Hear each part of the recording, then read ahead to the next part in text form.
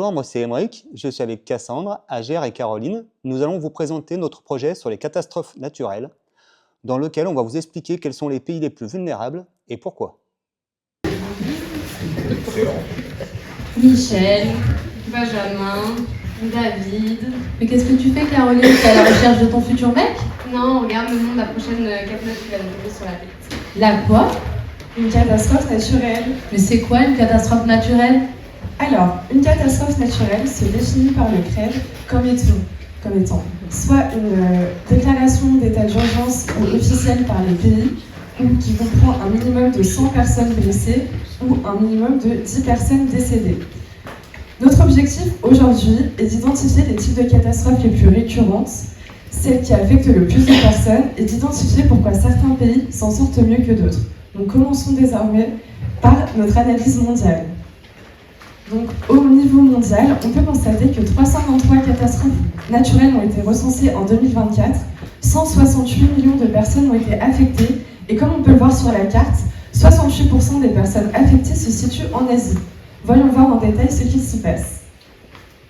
Donc, en Asie, 32 millions de personnes ont été affectées, principalement en Chine et en Inde.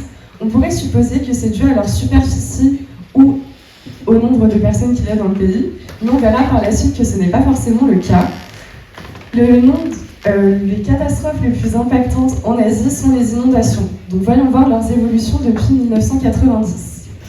Donc, comme on peut le voir sur le graphique, le nombre d'inondations qui est en noir augmente de 76%, mais par contre le nombre de personnes affectées, lui, diminue de 75%.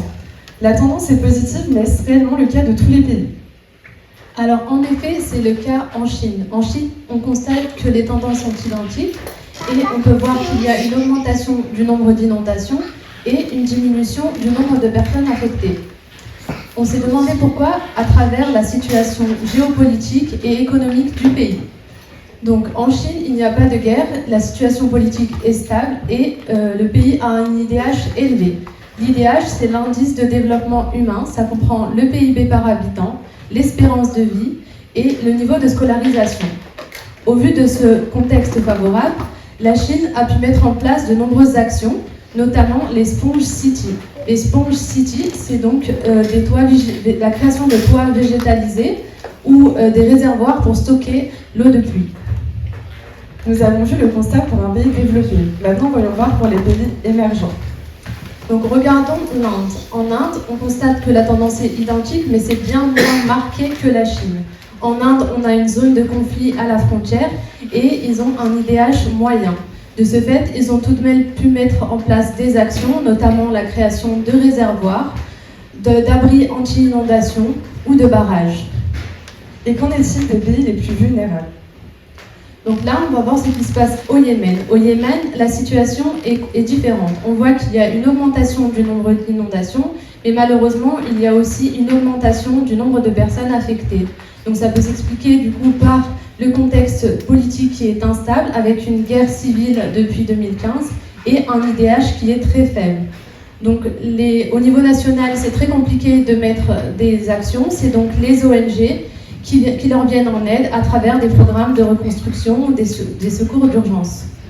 Et existe-t-il d'autres pays dans la même situation que le Yémen ?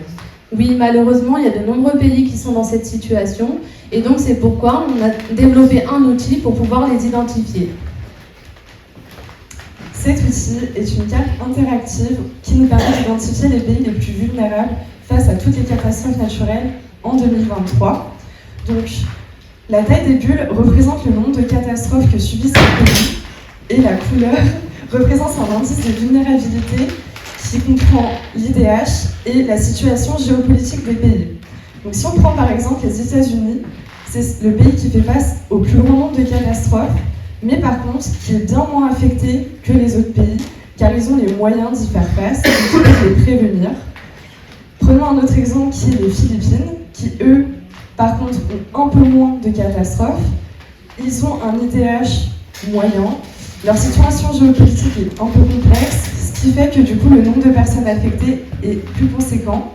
Et prenons d'autres exemples comme la Somalie ou la Syrie, qui ont un contexte géopolitique très complexe et un IDH très faible, ce qui fait qu'ils subissent les catastrophes naturelles. Et un grand nombre de la population est affecté par celle-ci. Et du coup, concrètement, qu'est-ce qu'on peut faire pour leur venir en aide? On peut les aider en soutenant les associations qui leur viennent en aide. Il y a CARE International, mais il y en a plein d'autres. En plus, c'est la fin d'année, donc bénéficiez de 75% de réduction fiscale sur vos dons jusqu'à 1 000 €.